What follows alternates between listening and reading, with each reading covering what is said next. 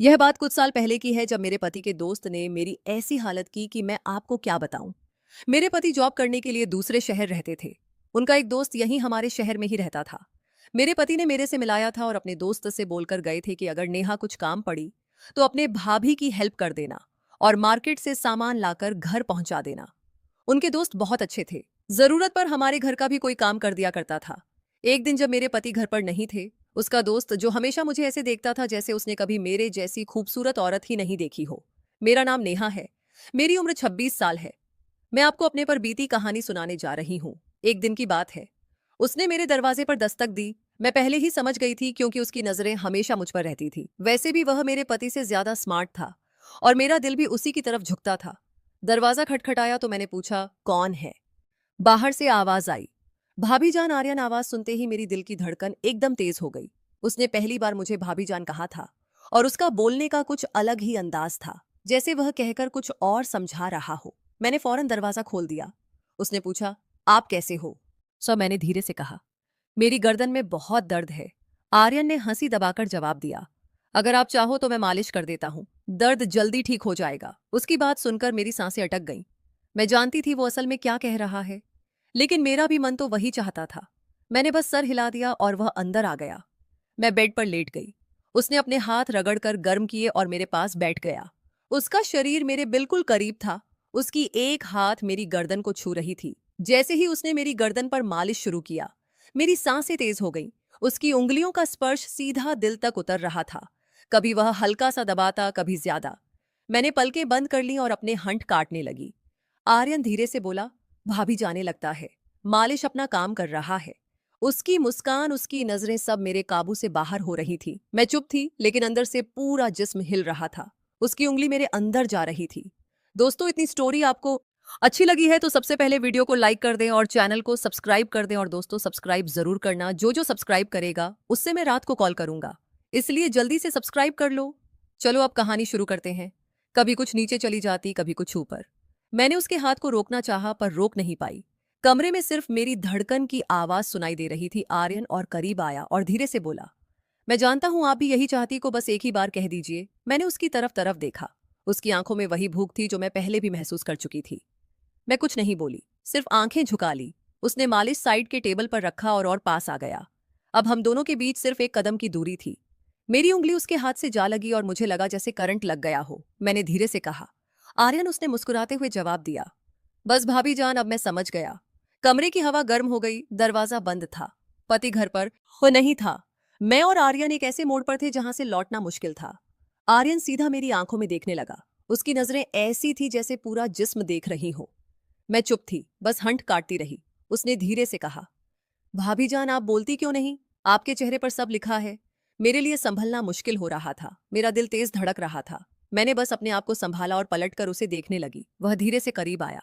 उसके हाथ मेरी गर्दन पर रुक गए। मैं एक पल को सख्त हो गई, पर अगले ही पल मैंने अपनी आंखें बंद कर ली, जैसे मैं भी तैयार हो चुकी थी। आर्यन धीमी आवाज के साथ कहा, अभी दर्द कम करना है या और ज्यादा करना है?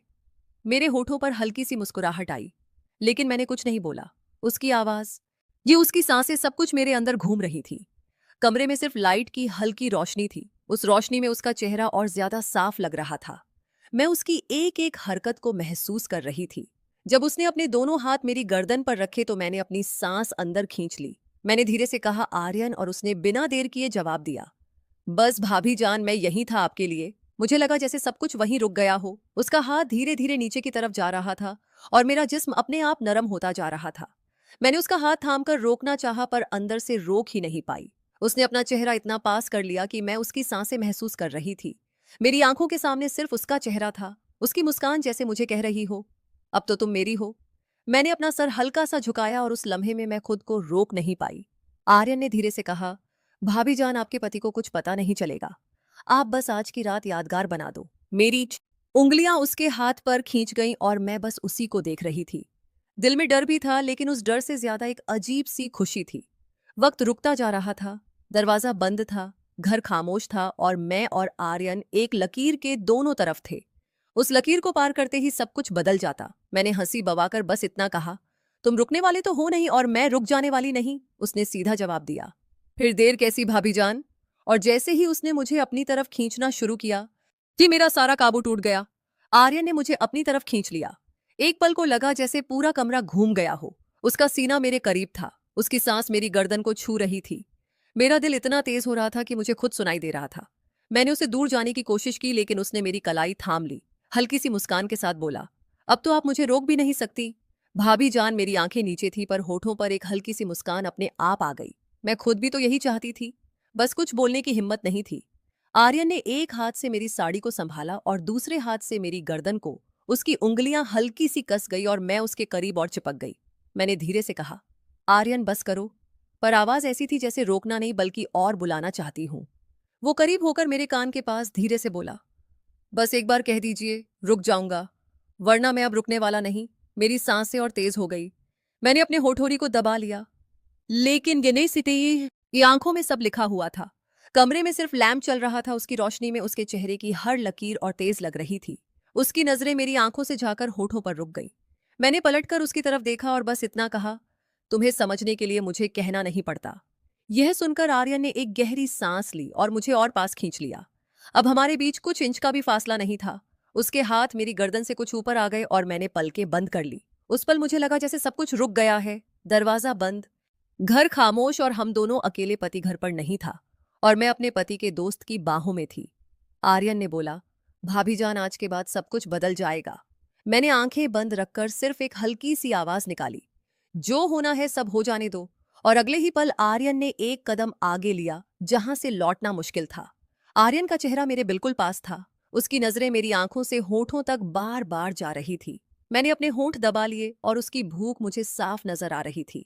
मैंने हल्की सी आवाज में कहा, आर्यन अगर कोई आ गया। तो उसने हंसी दबाकर जवाब दिया, दरवाजा बंद है और घर में और कोई नहीं, अब सिर्फ मैं और आप हूं। उसकी आवाज इतनी मधुर थी कि मेरे पैर अपने आप नरम हो गए। मेरा दिल कह रहा था रुक जाओ, पर जिस्म कह रहा था रुकना मत। आर्यन ने एक हाथ से मेरी गर्दन को और कस लिया और दूसरे हाथ से मेरी साड़ी को साइड कर दिया। उसकी उंगलियां मेरी गर्दन के पास से फिसलती हुई नीचे आई। मेरी सांसें फिर से तेज हो गईं। मैं उसकी तरफ पलटकर बोली, तुम्हें समझ नहीं आ रहा, मैं रोक नहीं पाऊंगी अपने आप को। आर्यन और करीब आया और हल्की आवाज में बोला, इसीलिए तो आया हूं, आपको रोकने नहीं, खुश करने। उस पल मेरी आंखें उसके चेहरे पर अटक गईं। उसका अंदाज, ये उसका आवाज, सब कुछ मुझे उसकी ओर खींच रहा था। मैंने अपना हाथ उसके सीने पर रखा जैसे दूर करने के लिए, पर वो दूर नहीं हुआ बल्कि और पास आ गया। उसने मेरी कलाई पकड़ ली। और अपनी दोस्तों, इतनी स्टोरी आपको अच्छी लगी है तो सबसे पहले वीडियो को लाइक करें और चैनल को सब्सक्राइब कर लें। और दोस्तों, चैनल को जरूर सब्सक्राइब करें। तरफ खींच लिया। अब हमारे बीच बिल्कुल भी फासला नहीं था।